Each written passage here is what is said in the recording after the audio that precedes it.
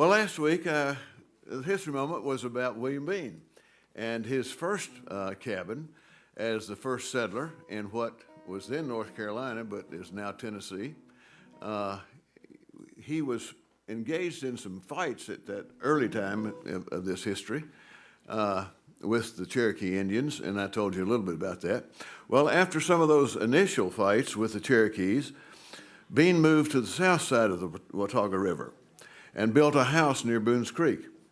The double cabin was entered by a single door, and under the floor of the room containing the door, he dug a very deep cellar. When the Indians were around, he removed the puncheon floor so that if they came rushing in through that door, they would tumble down into the deep cellar. Well, Captain Bean, who was part of the Virginia militia, did good service here for a number of years, fighting Indians, running the Tories that were loyal to British King away, and fighting in the Revolutionary War at Kings Mountain and other places.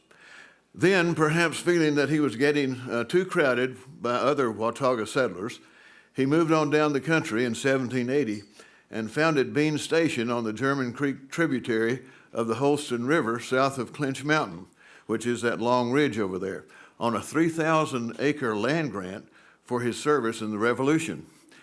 You know, Bean perhaps is not as known nationally and internationally as Daniel Boone, his colleague, but he and Daniel Boone had explored that area just the same year, 1776, so noted for the Revolution. And he'd gone with Boone up into Kentucky on the old Wilderness Road that today is Highway 25 East. And he had seen this beautiful area on that trip, and Boone was interested in tying the Wilderness Road to the great Indian warpath that ran at the foot of the Clinch Mountain, and which also ran on up to Baltimore, D.C., and connected the area with New Orleans. Well, 25E, the Wilderness Road, crossed right there at Bean Station and was a major, major crossroads, so important at that time. And some of the great inns, hostels and inns were built there at that place, which were the largest really between the East Coast and the Gulf and the Atlantic at Charleston and Kentucky. And so that's the background of some of that.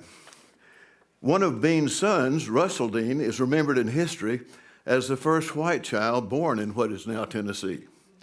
History also records that on one occasion he resisted arrest, and the sheriff summoned his honor, Judge Andrew Jackson himself, to get off the bench and go out and take Russell, which he did on the hillside south of the courthouse. One of Russell's sons, Charlie Bean, certainly entertained no prejudice towards Judge Jackson for arresting his father. When Jackson was president of the United States, he stopped here in Jonesboro and held a public reception.